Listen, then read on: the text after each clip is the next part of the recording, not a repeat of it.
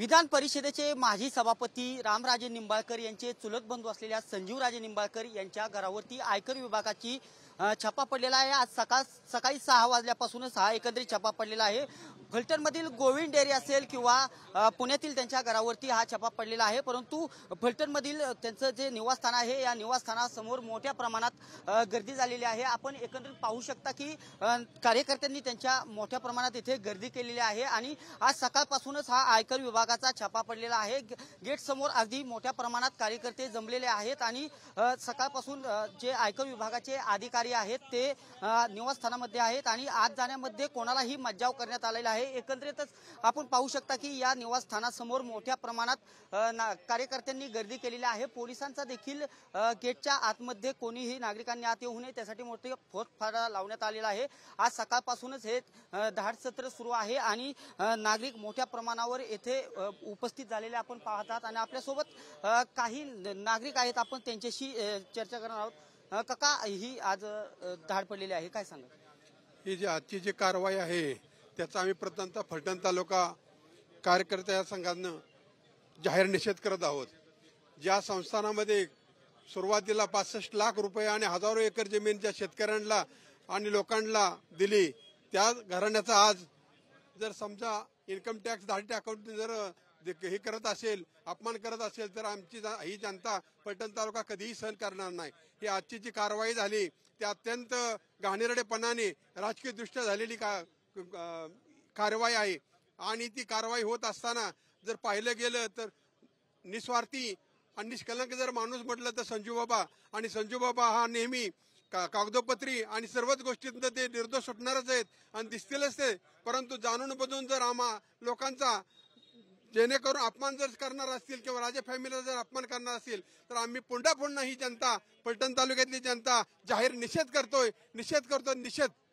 एकंदरीतच नागरिकांमध्ये मोठ्या प्रमाणात रोष पाहायला मिळत आहे। आपल्यासोबत काही नागरिक आहेत, आपण त्यांच्याशी देखील बातचीत करणार आहोत। काय वाटतं एकंदरीत आज ही धाड सत्र पडलेले, काय वाटतं? खऱ्या अर्थानं या धाड सत्राचा मी निषेध करतो। राजकीय प्रेरित जर धाड सत्र असेल तर निषेध आहे।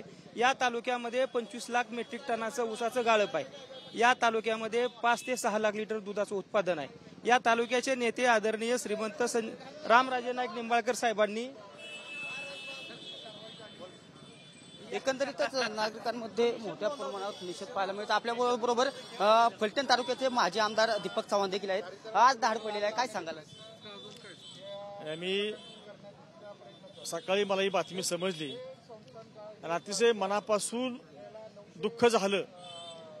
ही कारवाई आमच्या तालुक्याच्या इतिहासामध्ये ही पहिलीच कारवाई आणि ही कारवाई ज्यांच्यावरती झाली जे चौकशी जी सुरू आहे, श्रीमंत संजीवराजे नाईक निंबाळकर असतील त्यांच्या बंगला आणि त्यांच्या डेअरीवरती, म्हणून सर्वात मला दुःख होते।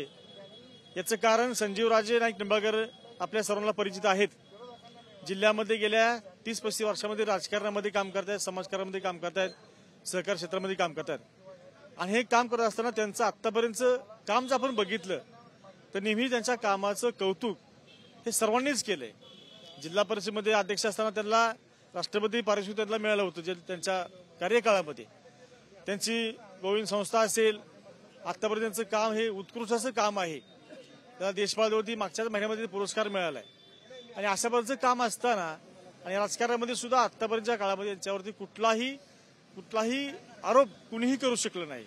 एवढं स्वच्छ राजकारण, स्वच्छ समाजकारण आणि नेहमीच त्यांनी स्वच्छ चारित्र्य जपण्याचं काम त्यांनी केलंय आणि अशा नेत्यावरती ही कारवाई होत असताना निश्चितपणे मीच नव्हे तर तालुक्यातला सर्वसामान्य माणूस हळहळतोय की अशा प्रकारची कारवाई झालीच कशी। काय पहिला प्रश्न आमच्या समोर आहे। आता कारण सांगू शकत नाही, परंतु आता कारण आम्हाला निश्चितपणे समजल्याशिवाय आम्ही तसा ठोस पुरावा असल्याशिवाय काही सांगू शकत नाही। पण एकंदर देशातलं जे गढूळ वातावरण आपण जर बघितलं त्याला काय कारण असू शकेल हे आपल्यालाही समजेल, परंतु शेवटी प्रत्यक्ष पुरावा असल्याशिवाय मी कुठलीही गोष्ट बोलू शकत नाही। आज सकाळपासूनच पुण्यातील घर असेल किंवा गोविंद डेअरी असेल इथे धाड पडली, पण कार्यकर्ते मोठ्या प्रमाणात फलटणच्या निवासस्थानासमोर जमण्यास सुरुवात झालेली आहे। कार्यकर्त्यांच्या काय भावना असतात? एक पहिली गोष्ट आम्हाला रामराजे साहेब असतील, संजयराजे असतील, पेट्रोप या सर्वांनी कार्यकर्त्यांना जर काय शिकवलं असेल तो संयम शिकवलाय। कुठलीही गोष्ट कुठलंही संकट उद्या त्यामध्ये संयम पाळणं महत्वाचं आहे. म्हणून आमचे कार्यकर्ते आज संयम पाळून आहेत. पण निश्चितपणे आम्ही वाढ बघतोय. उद्या जर कारवाई चौकशी सुरू आहे, आम्हाला खात्री सर्वांना की चौकशीमध्ये निष्पन्न काय होणार नाही. पण जर काय चुकीच्या पद्धतीने जसं काय होत असेल तर निश्चितपणे आमच्या कार्यकर्त्याचा संयम हा ढासळू शकतो. हे निश्चितपणे लक्षात घेण्याची गरज आहे. नक्कीच कार्यकर्त्यांमध्ये संयम आहे असं सांगतायत. आज सकाळी 6 वाजल्यापासून पुण्यातील घर असेल किंवा गोविंद बाग असेल, निवासस्थानासमोर देखील कार्यकर्ते मोठ्या प्रमाणात दिसत आहेत. काय सांगाल?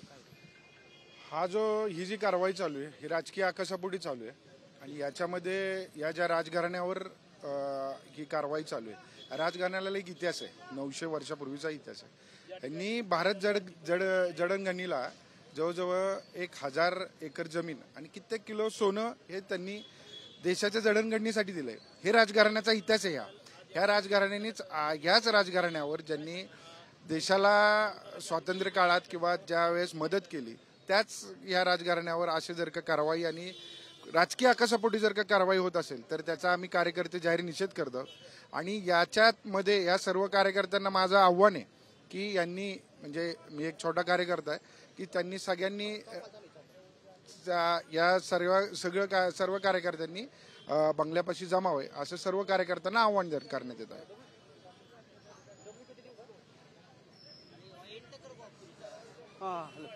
काय वाटतं?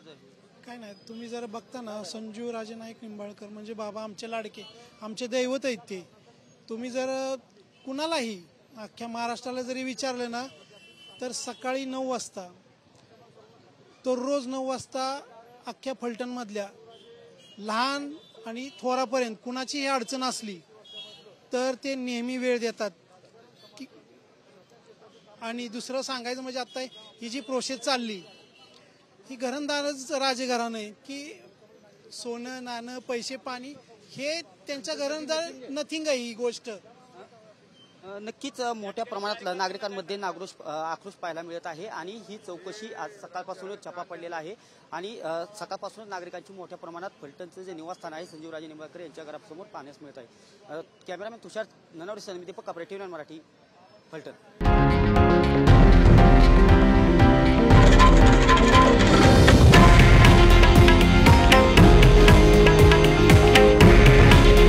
हे आहे देशातील नंबर 1 न्यूज नेटवर्क आणि आपण पाहत आहात TV9 मराठी.